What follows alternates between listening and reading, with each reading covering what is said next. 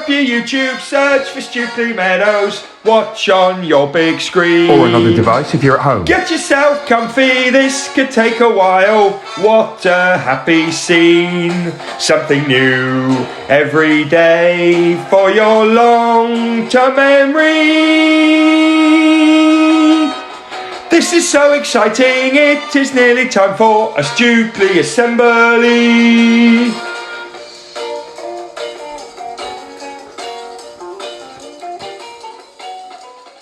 Good morning, good afternoon, or good evening, everyone, and welcome to our Wednesday reading assembly. I'm back in Mr. Smith's house, but I'm in a different room, okay?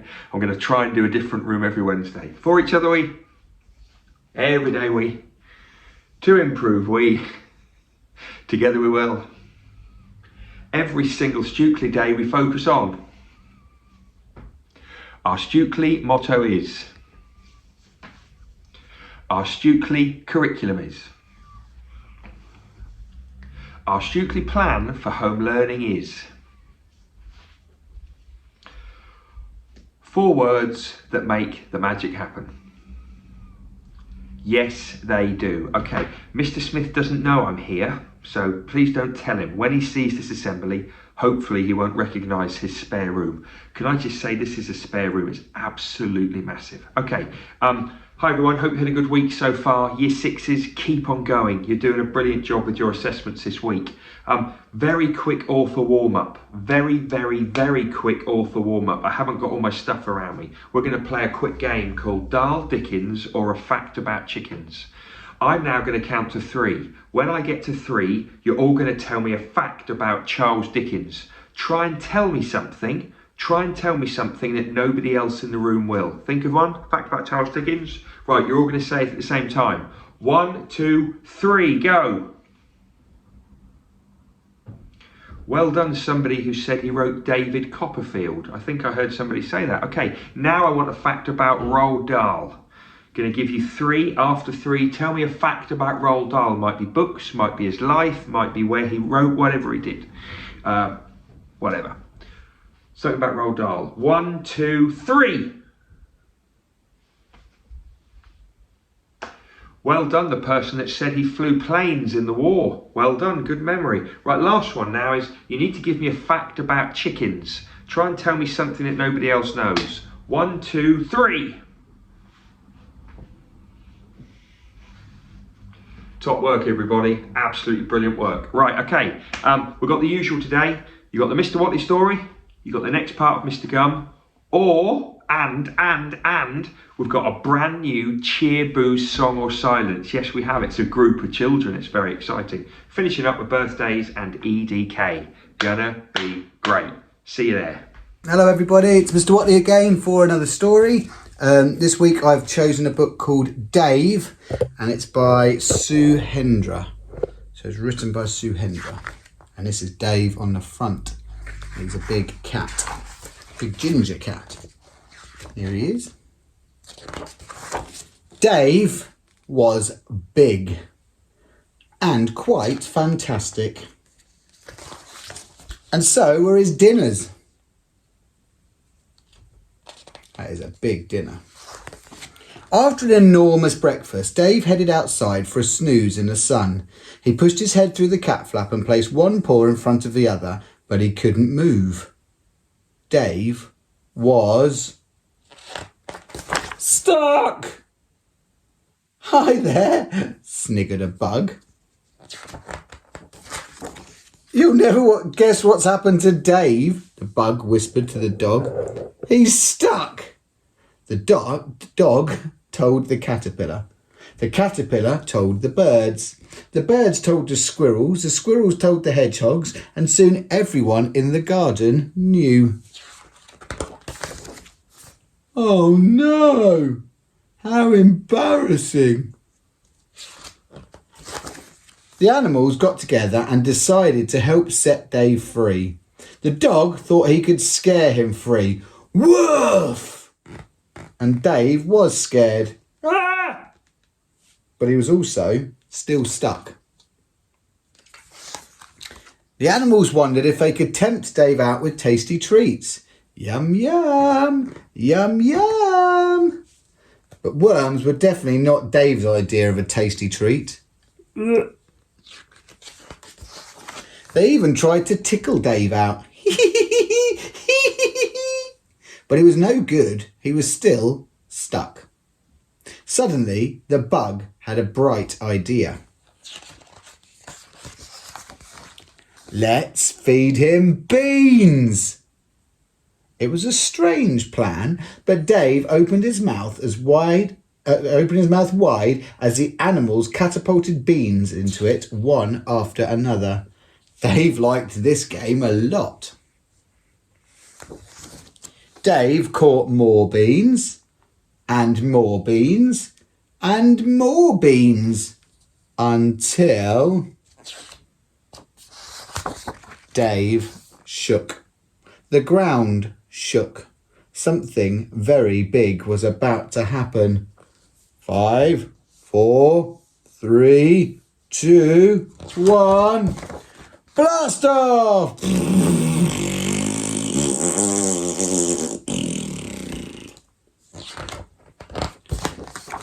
It was a long walk home for Dave, but when he finally got home,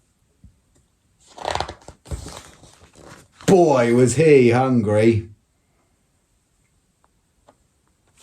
Go. Quite a short story this time. It's called Dave by Sue Hendry. There's actually lots more Dave books which I've got, so maybe next week I'll read you a different Dave book. Okay, hope you enjoyed that, and yeah, I shall read you another one next week. Take care, bye-bye. Okay, thanks for joining me for chapter 5 of Mr. Gum and the Biscuit Billionaire. So far, we've met Polly and Friday O'Leary. They're good friends. I think they're going to be the good guys. We then met Alan Taylor. Now, Alan Taylor is the biscuit billionaire. He's the gingerbread man. He's got loads of money. He shows off his money. He's just had it nicked. He's just had all of his money nicked by Mr. Gum and Billy William III. They disguised themselves as hot dog sellers. They nicked all his money. He's now got nothing. All of his fairground, his party, everything stopped. Disaster. This is called The Robbers on the Run. Let's go. As midnight struck, the two robbers were racing away over the dark, muddy fields in their hobnail boots, churning up great clods of earth in their wake. The biscuit tin, with all the money in, gleamed in the thin moonlight as they threw it to and fro like a rugby ball. But it wasn't rugby they were playing, it was the game of crime, and the score was Lamonic Bibber Robbers 1 billion, Heroes United 0. Oh, what a terrible, terrible night. The robbers dashed and their teeth gnashed. And the rain lashed, and the thunder crashed, and the lightning flashed, and the puddles splashed, and the pigs in the fields went oinkety oink. Yes, the pigs went oinkety oink. And as they raced along, Billy Williams started up a song, and Mr. Gum joined in. And if you'd been out in the fields that night, the blood would have frozen in your veins to hear it. And even just reading it on this page, you might feel a bit chilly, for it was the famous and utterly terrifying Robber's Song.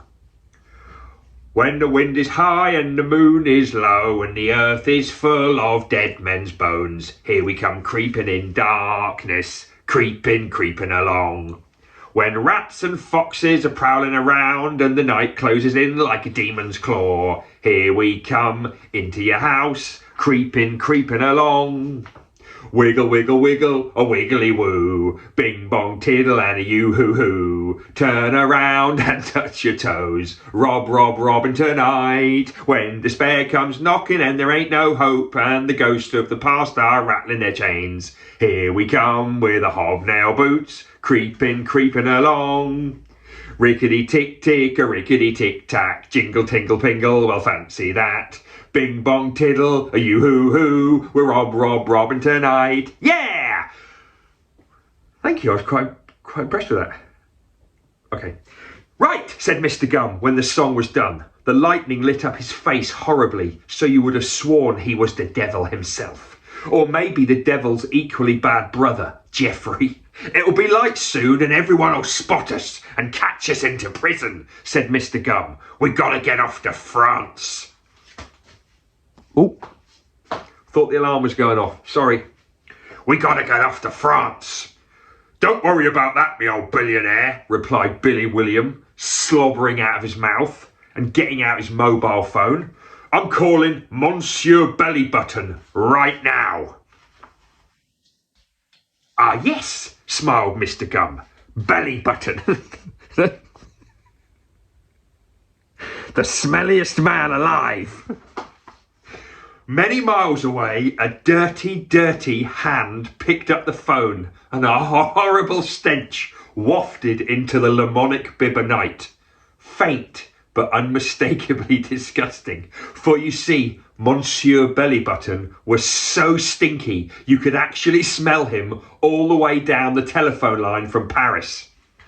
After a muttered conversation in bad French, Billy William put down the phone. Then he threw it at a horse for a laugh. It's all arranged, he told Mr. Gum. We gotta wait down in Smuggler's Cove for Bellybutton to row over from Paris. Then we jump in his boat and we row back to France. Then we change our names, learn French and live like powerful kings. I'm going to change my name to Monsieur le King de la Powerful de la Gum Gum, said Mr. Gum as they clomped off for Smuggler's Cove. And I'm going to be Monsieur le King Fantastique de la Butcher de la Billy de la French Toast de la Powerful, said Billy William III. And I'm going to buy the Eiffel Tower, laughed Mr. Gum, and then I'm going to smash it to bits and put up a massive statue of a cockroach. By now the sun was coming up, shining miserably through the grey clouds and casting a thin grey light over everything that had any joy left in the world, and all the footballs had been punctured. Tendrils of mist swirled around the robbers' legs as they came to a wind-swept cliff top. It was Hangman's Leap, and lordy, it was a wretched place. The cliff face was so steep and rocky that some of the rocks looked a bit like the faces of murderers. Others looked like the faces of thieves or plumbers. Seagulls flew overhead, but not nice ones like in paintings. Hangman's Leap attracted only the most dismal, ugly seabirds with one eye and scraggly old feathers and bits of string hanging off their manky legs. Huffing and puffing, the robbers began the long and treacherous climb down the cliff. It took ages, and Billy Williams slipped on an empty crisp packet and nearly went tumbling down, but somehow they made it to the bottom. Picking their way slowly over the black, sharp rocks, they soon got to Smuggler's Cove, and in they crept, like bad dreams into a postman's head. It was cold and damp inside the cave. A crab wept with loneliness on the stony floor, and a monstrous eel pushed its head out of a hole in the wall and went, An albatross squawked mournfully in the gloom, and wolves and vultures sat on the... Okay, there weren't any wolves and vultures, but it still wasn't very nice. It was a cursed place, was Smuggler's Cove. Miserable and lonesome and isolated from all of civilization. It was so isolated there was only a black and white TV. Billy William turned it on. Good, said Mr. Gum with satisfaction. It's my favourite show. Leg Mash. Leg Mash was Mr. Gum's new favourite show. It showed people breaking their legs in real accidents, so it was just his type of thing. Billy Williams started a fire by lighting his own farts, and together the robbers sat down to await the arrival of Monsieur Bellybutton. Now here's a picture of Billy William lighting his own fart. I mean, it's true. It had been a long night, and they began to doze off. Just think, yawned Mr. Gum. This time tomorrow we'll be kinging it up in France and smashing things up. Yeah, yawned Billy William, throwing entrails all over Paris. Billy, said Mr. Gum sleepily, make sure the lid's put down tight on that tin, me old flip-flop. We don't want that money escaping. You do it, yawned Billy William. I'm getting some kip. The biscuit tin lay at the cave entrance, its lid half on, half off. After a while, one of the notes got caught up in the wind and it flew out of the cave. But the robbers didn't notice. They were asleep, dreaming of mucking up France. Now that's the end of the chapter. I think we know what's going to happen. That money's going to blow away overnight, right? Anyway, the next chapter's called Alan Taylor Stays in Bed, and that's going to be the one we start with next week. Thanks for listening, everyone. It's been great. Now we're going straight into Cheer, Boo, Song or Silence.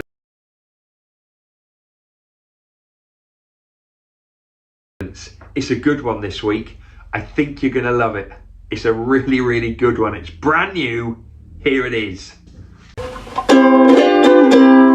Will they get to cheer or will they get to boo? With either one there must not be violence. They may well get to song, but it will not last that long. We really hope they do not get silence. Hello and welcome to the Cheer, Boo, Song or Silence studio. Behind the curtain I have the whole of the Stukeley Table Tennis Club. There's only 7 of them at the moment, but they are ready and pumped for Cheer, Boo, Song or Silence. What do you think they're going to get? They've chosen the card, they know what's going on. Ho, ho, ho, ho. Out you come, Stukeley Table Tennis Club!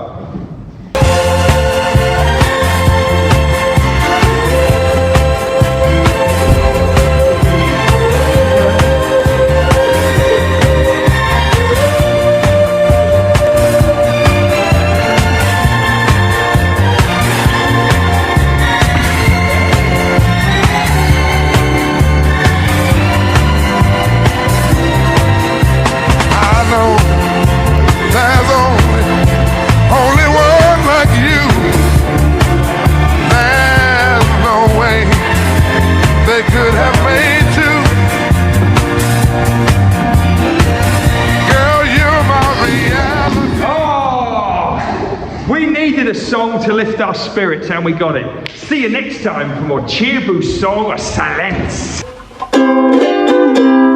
Will they get to cheer or will they get to boo? With either one there must not be violence. They may well get to song, but it will not last that long. We really hope they do not get silence. Oh, what a brilliant CBSOS! Well done, Table Tennis Club. You deserve it for some brilliant table tennis skills. Okay, let's finish up with birthdays. Hey, hey, hey, it's time to say we've got a Stukeley birthday. Hey, hey, hey, it's time to say we've got a Stukeley birthday. Come on! Happy birthday, Calvin in year 6. 11 today, Calvin, on the 11th. What a moment. Have a great day, family and friends, all that jazz. Let's finish up with EDK. Woo! EDK. I said EDK. Come on, let's do it. And we are learning to remember things worth remembering, learning to remember things worth remembering, learning to remember things worth remembering, everyday knowledge for you. And we are learning to remember things worth remembering, learning to remember things worth remembering, learning to remember things worth remembering, everyday knowledge for you.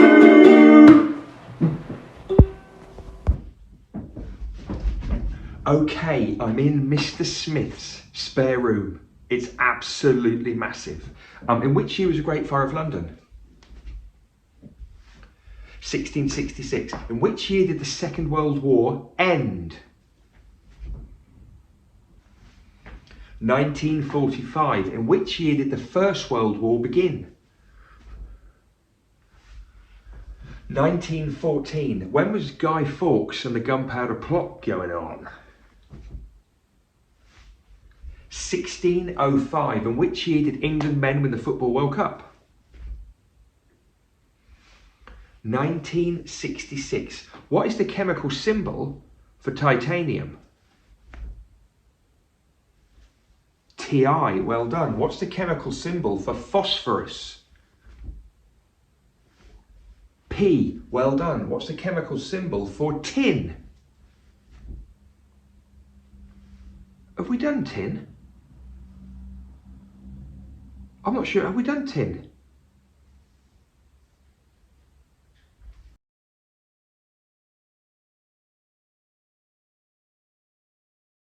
Okay, we hadn't done tin. Tin is SN.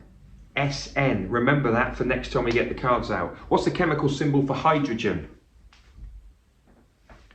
H, that's right. What's the chemical symbol for nitrogen? N, that's correct. Oh.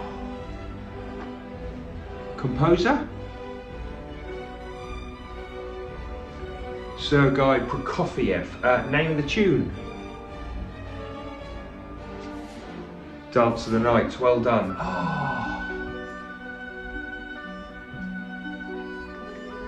I just need the composer.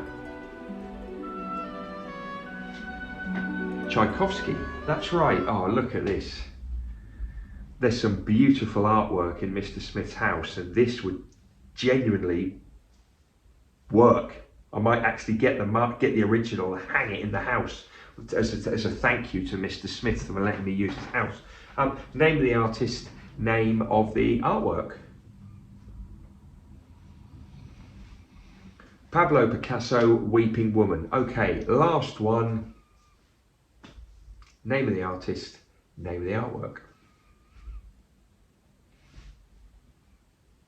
Leonardo da Vinci, Mona Lisa. Top work, everyone.